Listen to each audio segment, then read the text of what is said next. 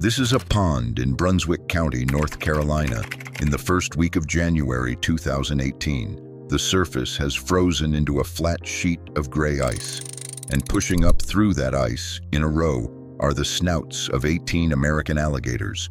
Just the snouts. The bodies hang somewhere in the black water underneath, out of sight. The park manager counted them at dawn and watched them hold that pose all day, not one of them moving.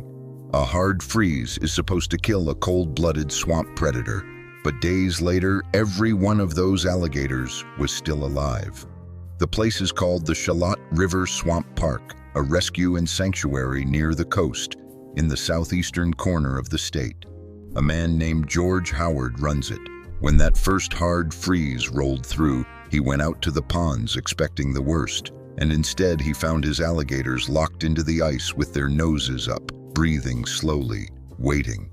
He said they seemed to feel the water reaching its freezing point and lifted their snouts into the air at just the right moment before the surface sealed over. Then the ice hardened around them and held them there. People started calling it ice snorkeling, and the photographs went around the world because they are hard to forget. A swamp turned to glass with living animals set into it. The next winter it happened again. Same park, same ponds, another cold snap, another row of gray snouts standing up out of a frozen surface. By then Howard knew exactly what he was looking at. His alligators had thawed out the first time with no injuries at all, so when the ice came back he let them do what they clearly knew how to do. Then the same scene showed up nearly 1,000 miles to the west. Beaumont, Texas sits near the Gulf, close to the Louisiana line, and just outside town there's a sanctuary called Gator Country that keeps more than 450 alligators. In the middle of January 2024, an Arctic outbreak dropped Beaumont to around 20 degrees, and the owner, Gary Sorage, walked his frozen ponds with a camera running. What he filmed went everywhere. Alligators held dead still just under a lid of ice, each one with the tip of its snout poking through a small hole at the surface, taking a breath about once a minute. He crouched down next to one and said its heart was beating maybe 3 times a minute. 3. There was one animal in that footage that stuck with people. It had been shot in the upper jaw at some point in its life, and the old injury meant it couldn't get just its nostrils clear of the ice the way the others could. So it kept its entire head out instead, the whole skull resting up above the frozen surface while the rest of it stayed suspended in the cold water below. It was still alive. It had worked out its own version of the trick. And a year later, in January 2025, another hard freeze hit Beaumont. The Gator Country ponds iced over again, and the alligators did the same thing right down to the snouts in the ice. The images turned into a kind of winter ritual online. People started calling them gator popsicles. The comments split down the middle every time, half of them certain they were looking at a pond full of dead reptiles, the other half insisting the animals were fine and would swim off in a few days. And there's a detail that makes it stranger.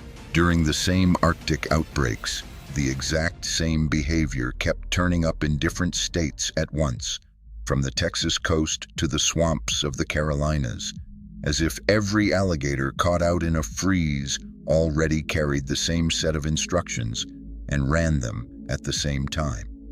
So now the pattern is sitting on the table. North Carolina, twice. Texas, twice. Animals locked into solid ice, hearts barely turning over, and then a few days later when the thaw finally comes, they pull their bodies out of the water and walk off like nothing happened. No frostbite, no losses. That's the part that stops you. The cold did everything it could to them, and a few days later they simply walked away from it. Which raises the obvious objection, and it's worth saying out loud before we go any further, because it's the whole reason this looks impossible. A reptile is cold-blooded. It doesn't run a furnace inside its body the way you and I do. It has no fur, no winter fat, no shiver reflex worth anything. Its body temperature is basically whatever the water hands it. So when the water itself turns to ice, the animal sitting in it should turn to ice too. That's not folklore. That's the actual reason alligators live across the warm South and not up in Ohio. So where is the trick? How does an animal with no way to make its own heat sit inside a frozen pond for days and come out breathing? Start with the numbers, because an alligator runs on temperature the way an engine runs on fuel. The Florida Fish and Wildlife Conservation Commission puts their active, comfortable range between about 82 and 92 degrees. That's a hunting, feeding, moving alligator. Drop the temperature below roughly 70 degrees and it stops eating. Drop it below 55 and the animal goes dormant, sluggish, its whole system winding down. Get down near 40 degrees and you're at the edge of what it can physically take, and it can only take it for so long. Now push the animal past that edge, into water with ice forming across the top, and it does something that looks like dying and isn't. It's called brumation. People reach for the word hibernation, and that's close enough to picture, but brumation is its own thing. The alligator drops into a state where nearly everything slows to a crawl.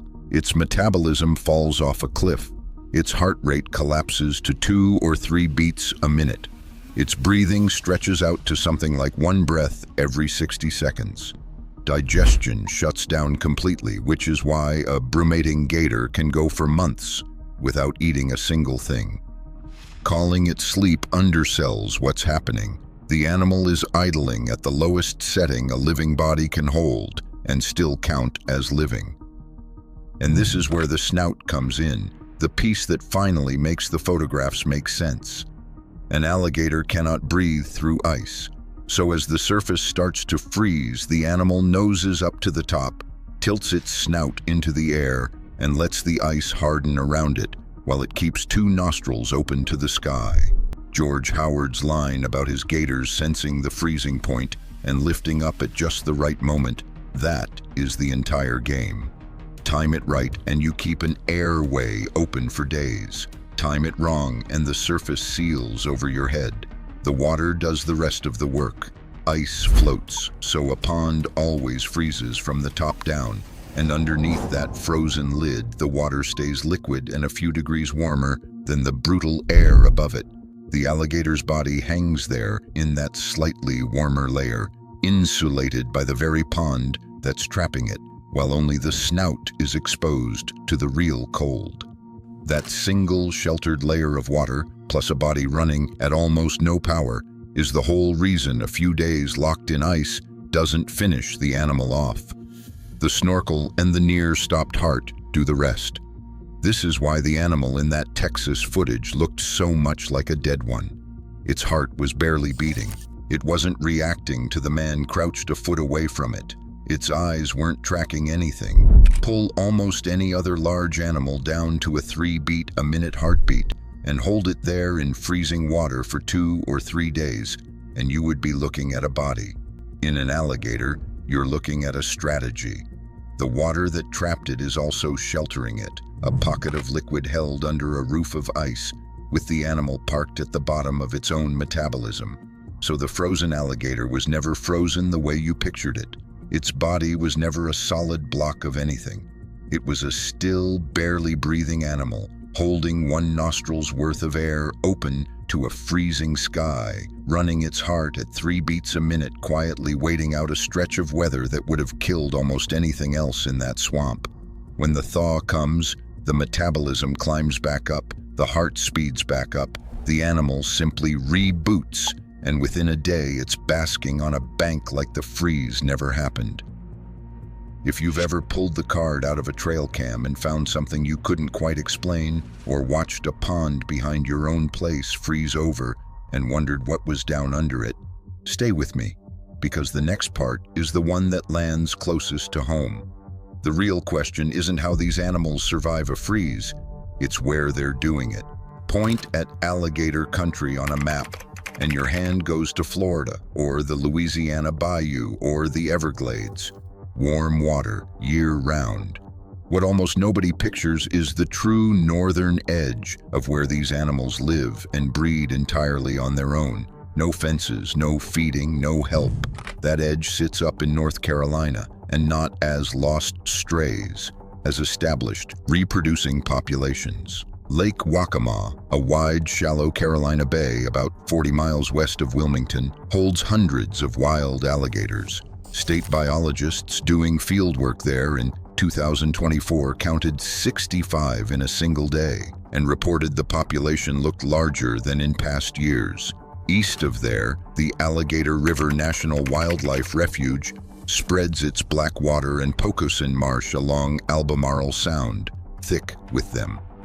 And the northernmost stronghold of all sits at a place called Merchant's Mill Pond, a drowned cypress and tupelo swamp up in Gates County, in the far northeast corner of the state. That swamp is only about 8 to 10 miles from the Virginia line. Stand at the north end of it and you are just about as far north as wild American alligators get anywhere on the planet. Life at that edge is harder than it is down south, and the animals wear it. The North Carolina Wildlife Resources Commission is plain about this.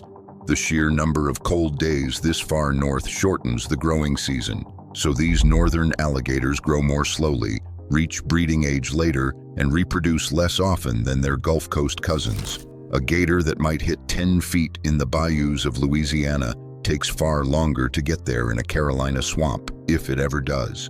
And these animals sit closer to the line where one bad enough winter could erase a whole local group. That's the tightrope of living up here. Every freeze that sends them snorkeling up into the ice is a freeze that quietly keeps their numbers pinned down, holding this stretch of coast at the very edge of what alligators can do. They are living at the outer limit of what the biology will allow, and the ice snorkel is how they pay the rent on it, which makes the behavior in those photographs more than a curiosity. Down in Florida, brumation is an occasional inconvenience, a few odd days a winter. Up here at the top of the range, it is the thing standing between a population and a wipeout. The alligators in Merchant's Mill Pond and along the Alligator River hold on through the winter because somewhere in their wiring, they already know exactly what to do when the water starts to close over their heads. If you're the kind of person who watches your own tree line a little closer after a video like this, that's the whole reason this channel exists. So stick around to the end, because the last stop on this map is a state most people would swear has no alligators at all.